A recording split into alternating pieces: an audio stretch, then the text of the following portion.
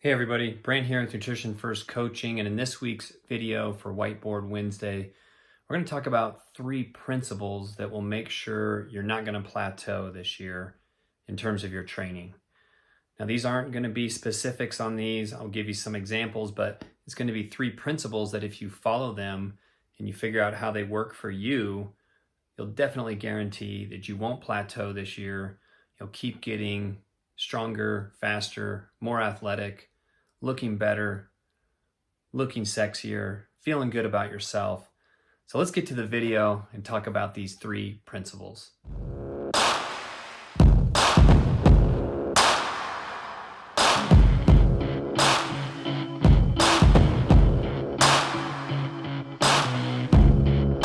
Okay, so what are these 3 training principles to make sure we're not going to plateau this year with our gaining muscle, losing fat, improving performance, being more athletic, mobility, running faster, you name it. We're going to kind of talk about these in general for these principles and then try to give you some examples. We'll gear one towards running and then we'll gear one towards lifting weights. Or getting stronger, building muscle. So number 1 is going to be, you do the same thing over and over and over. And why this might be good for practicing things or grooving motions or positions, this isn't so good when it comes to adapting our metabolism and physiology. We need to have variety, and that variety leads to improvements and our body's needing to adapt both physiologically from a metabolism standpoint, but also when the muscle gets stressed in different ways, you're going to gain more muscle, grow more muscle, but also gain more flexibility and stability in these different positions if you're challenging these different positions. In the case of a runner, you're doing the same route all the time. You're always running it roughly the same pace. The conditions don't ever really change that much. Your body is super efficient and it's going to try to just keep adapting until it gets to that point where it's making everything as easy as possible. So mixing this up, adding in 30 seconds of running hard with 2 minutes of a little bit of recovery running, and then just mixing that up. Maybe you just run from one light to the next light on your route and you go relatively as hard as you can, and then you just light jog, or you even kind of do like a fast walk recovery. That's going to be mixing it up a little bit. It's going to be using some of these other principles in the same manner as getting some variety. Now, if you're lifting weights, now we're going to talk about all the different ways that you can mix up your weightlifting routine. This comes down to different movements. This comes down to changing the intensities, which we're going to talk about a little bit more too. But let's stick with just the different movements.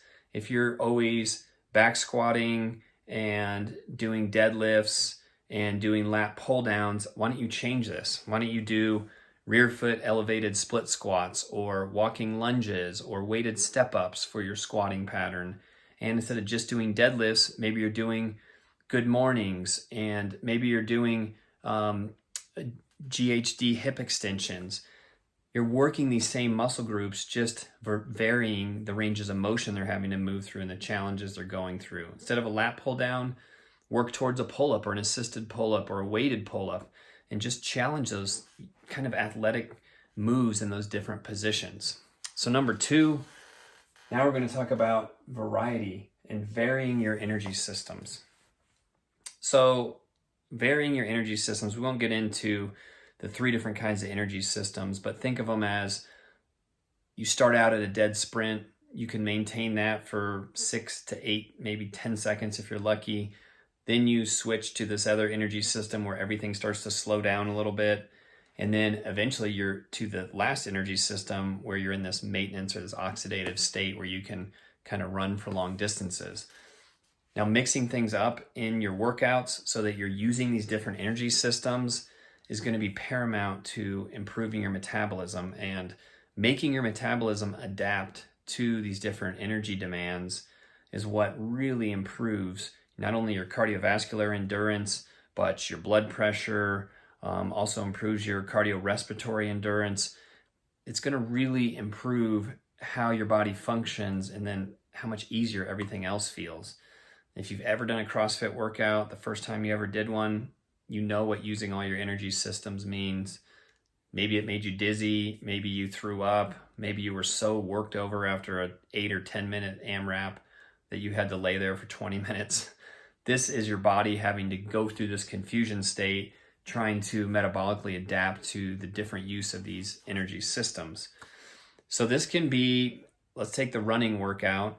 Now we're going to mix it up. If you don't lift any kind of weights, now you're going to throw in some weights and you're going to vary those energy systems. So now you're using this short explosive energy system. If you want to keep it as cardiovascular as possible, maybe that means doing a set of squats and then you go right over to the rower or the air bike and you do 10 or 15 cals. And then your rest is just walking back over to the bar, doing another set of squats. So you're always keeping those energy systems kind of fluctuating back and forth of what you have to use for these varied kind of uses of your muscles, you know, this oxidative versus this glycolytic kind of explosive stuff. If we're talking about lifting weights, you could also vary it in the same regard. Maybe you're taking your weightlifting session and not only are you changing the exercises like we talked about in the first one, but now you're shortening the rest time in between them. Maybe you're doing a set of back squats and then right when you re-rack the bar, you step back and you do 10 jumping squats. And this is going to kind of improve that energy system you were just working with, going to this explosive glycolytic and then going to this more moderate lactic use energy system. The last one, and all of these I should say are wrapped in this last one too. So this goes to working hard, or what's your intensity level, and then what you get to, I should say, deserve as your deload or your recovery periods. Now, if you're doing this same stuff over and over and over all the time, you're not varying anything, like we talked about in number 2, energy systems aren't getting utilized in different ways, and you do this for weeks and months, your body's just going to adapt to that. It doesn't get challenged. It doesn't go through these periods of super adaptive stress to have to super compensate and recover and then improve itself. It just kind of rides this wave of kind of being right in the middle. Maybe it's not quite recovered, but it's not being stressed enough to really have to adapt. So this is where varying your intensities comes in. There's essentially 4 different ways you can do this. Now let's make sure I can remember them all. I like to talk about it in terms of load. So that can be the amount of resistance you're lifting. That can be how you're doing your run. Could be like hills, running up hills. Then it comes into speed. So this could be how fast you run, doing intervals or repeats when you're running, or this could be how quickly you lift or how explosive you are with your lifts.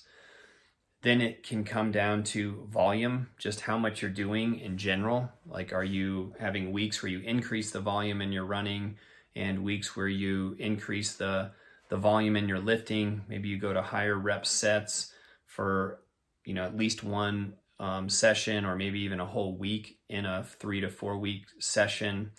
So you got speed, you got load, you got volume, and then you got the kind of one unknown variable, which is time. So if you can compress the amount of work you're doing in a short period of time, that's when all these variables, this specific intensity variable, gets kind of pumped up. So Greg Glassman's great quote in CrossFit is that intensity is the number one variable that delivers results. And it can be dangerous. You got to be careful how you ramp up intensities. But if you increase the power output, which is work times distance divided by the amount of time it takes you to do that, that's when the intensity goes up significantly. Now, what I would say about this is if you have a design plan, and I'll give you the example I use a lot with myself and my clients, is you have a 1 month cycle. So for 3 weeks, you're going to ramp up intensity over those 3 weeks. You're learning the movements better. You can speed them up. You can add load to them. You can play with these different intensity variables. And then you have a week of what's called a deload. So this is where you kind of earn this recovery. And in this deload week, you're going to cut volume in half. You're going to keep load the same. You're going to keep speed and recovery down, keep speed down, increase the recovery in between the sets. And overall, this is going to allow you to recover from these 3 weeks of it kind of ramped up intensity. In our running example, this would be taking your 1 month cycle, and for 3 weeks, you're ramping up your long runs. You're letting your body adapt to those longer runs. You're throwing in more intervals, longer intervals. You're getting more time in that anaerobic threshold state. And then you have this week of recovery where you back everything off. You make sure your tendons and ligaments and all your muscles can recover. And this is when that super compensation happens. Whether you're running, whether you're lifting, whether you're training for any other kind of sport, you need these kind of cycles in there. And there's nothing magical about 3 weeks on, 1 week deload or recovery. But this tends to work pretty well for people. You can plan this through vacations. You can plan this through what's going on in your life and how much stress you're having. But what I would say with all of these things, all of these principles, and applying them to your own training, is this is what makes training versus what exercise is, where you're just going out and you're burning calories. And if you want to do that, great. Do your same run 3 times a week. Do your full body workout twice a week. Great. You're exercising, you're burning calories. But if you really want to train and you want to keep improving and you want to mitigate muscle loss over time as you age, and you want to improve your metabolism and your sensitivity to insulin and keep your blood sugar down and your body composition as healthy as possible, that's when you need to specifically train. You need to put in these cycles, these undulations, vary intensities, vary movement patterns you're doing. This is where all this comes together, and these specific demands imposed on the body are what cause us to super compensate and adapt to them. So we're an amazingly adaptive organism. Challenge yourself, see what you can do. If you want a little help with this stuff, give me a call. Let's set up a strategy call. Let's talk about it. I'm sure I can help you on that. If you want to work with me, even better. I'd love to work with you too. Like and subscribe. If you like some of this content, playing with some lighting here. Now we got like weird shadows, and we're doing like doggies barking. Oh, there's the doggy. But anyway, we'll keep trying on the lighting. Maybe we need to up the quality of these videos a little bit. I'm doing my best. Let's get it together. I hope you still like and subscribe to me. Take care. Have a great week. Talk to you next week.